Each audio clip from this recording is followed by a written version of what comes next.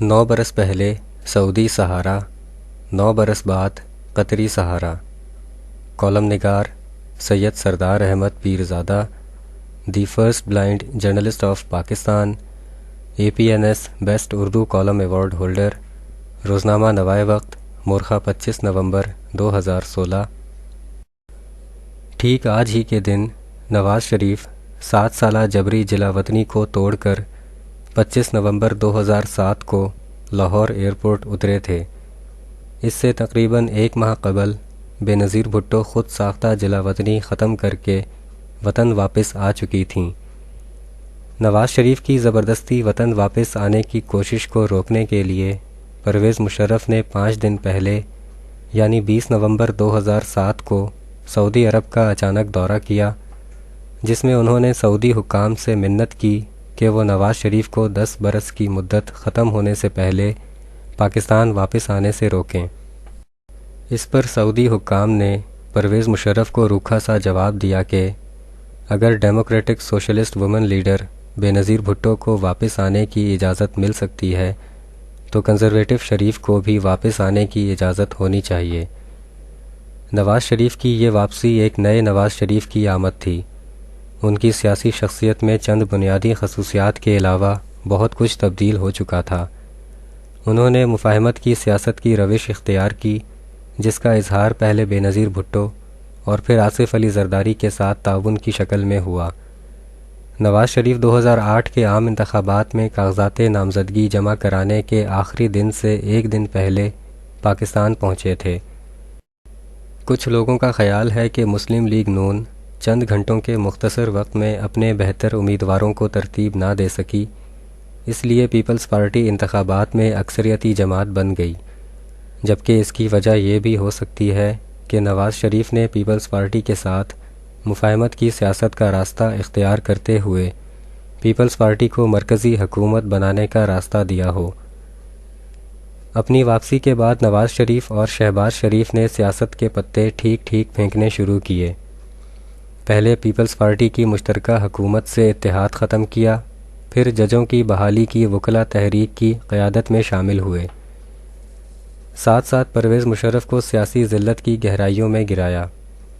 پرویز مشرف کے استعفے کے بعد نواز شریف نے زرداری حکومت پر ججوں کو بحال کرنے کا پریشر بڑھانا شروع کیا، جس کے نتیجے میں بالآخر جج بحال ہوئے۔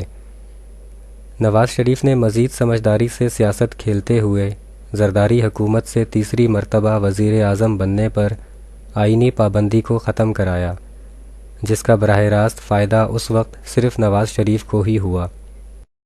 مسلم لیگ نون نے 2008 سے 2013 تک نواز شریف کی قیادت میں پاپولر اپوزیشن کا کردار ادا کیا۔ کبھی زرداری حکومت کو لوڈ شیڈنگ کے حوالے سے سڑکوں پر گھسیٹا، کبھی پیپلز پارٹی کو کرپشن کے حمام میں ننگا کیا، کبھی حکومت کے خلاف میمو گیٹ اسکینڈل میں وکیل بن کر سپریم کورٹ پہنچ گئے۔ گویا نواز شریف آہستہ آہستہ اپنے طے شدہ قدم اقتدار کی طرف بڑھاتے گئے۔ 2013 کے انتخابات زیادہ دور نہ تھے اور نواز شریف کو کوئی تشویش بھی نہ تھی کہ اچانک مضبوط ہاتھوں نے عمران خان کو اسٹیج پر لا بٹھایا۔ عمران خان نواز شریف کی مستقبل کی آسان سیاست میں راستے کا پتھر بن گئے۔ نون لیگ 2013 کے انتخابات جیت گئی، مگر عمران خان ابھی بھی نواز شریف کے لیے نوکیلے پتھروں کی سڑک بنے ہوئے ہیں۔ گزشتہ 3.5 برسوں میں اب تک کوئی سہ ماہی ایسی نہیں گزری جب عمران خان نے نواز شریف کو سکون کی نیند سونے دیا ہو۔ عمران خان کی جانب سے نواز شریف کے گرد کھینچا گیا پاناما پیپرز کا حالیہ دائرہ 35 پنکچروں والے دھاندلی کے دائرے سے زیادہ گہرا ہے۔ اس مقدمے کی خالی جگہوں کو نواز شریف نے کاغذی پرزے جوڑ کر پر کرنے کی کوشش کی ہے۔ اگر مخالف وکلا ان کاغذی پرزوں کو ہوا میں نہ اڑا سکے تو ایک مرتبہ پھر نواز شریف کی خوش قسمتی ثابت ہو جائے گی، لیکن شاید سکون کی نیند ان سے پھر بھی روٹھی ہی رہے، کیونکہ عمران خان کے علاوہ ملک کے اندر اور باہر کچھ ایسی تبدیلیاں رونما ہو رہی ہیں جن کا الٹیمیٹ اثر سول حکومت پر آئے گا۔ ان میں امریکہ میں ٹرمپ کا جیتنا اور پاک فوج کے نئے چیف آف آرمی اسٹاف کا آنا شامل ہے۔ بے شک چیف آف آرمی اسٹاف مکمل طور پر پروفیشنل اور باصلاحیت ہوتے ہیں، لیکن پھر بھی ایک نئی کمان کو اپنے معاملات ترتیب دینے میں کچھ وقت لگ جاتا ہے، جو عموماً سیاسی حکومت کے لیے پسندیدہ وقت ہوتا ہے۔ اسی دوران نئے منتخب امریکی صدر ٹرمپ کی سوچ اثر دکھانا شروع کر دے گی۔ ٹرمپ کے قریبی ساتھیوں میں بھارتی نژاد امریکی ہیں، جنہوں نے انتخابی مہم میں بھی ٹرمپ کو بھارت کی طرف مائل رکھا۔ ان بھارتی نژاد امریکیوں کی موجودگی اور ٹرمپ کے اپنے مزاج کے بعد اس بات میں کوئی شک نہیں کہ بھارت خطے میں اپنی بالادستی قائم کرنے کے لیے پوری طاقت کا استعمال کرے گا۔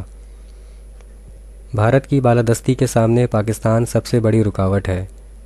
بھارت کی بالادستی کے نظریے کو پاک فوج کسی طرح قبول نہیں کرتی اور دشمن کے طاقتور عزائم کا جواب طاقت سے دینے کے لیے تیار رہے گی، جبکہ سول حکومت کی نمائندگی کرنے والا فارن آفس اور سفارتکاری پہلے کی طرح کوئی خاص میدان نہیں مار سکے گی۔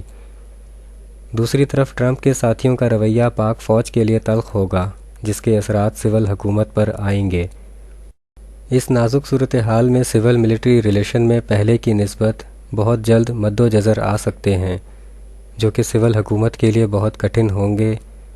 نواز شریف اب تک وہ پہلے وزیر اعظم ہیں جنہوں نے 3 مرتبہ وزیر اعظم منتخب ہونے کے دوران 5 چیف آف آرمی اسٹاف مقرر کیے اور اب 6 چیف آف آرمی اسٹاف کا تقرر کرنے جا رہے ہیں۔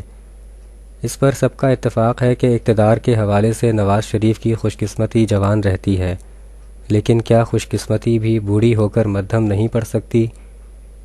سابقہ ریکارڈ بتاتا ہے کہ نواز شریف کی ذات کو عرب ممالک کا سہارا رہا ہے۔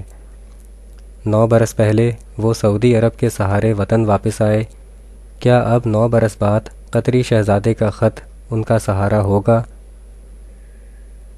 شکریہ۔ The end.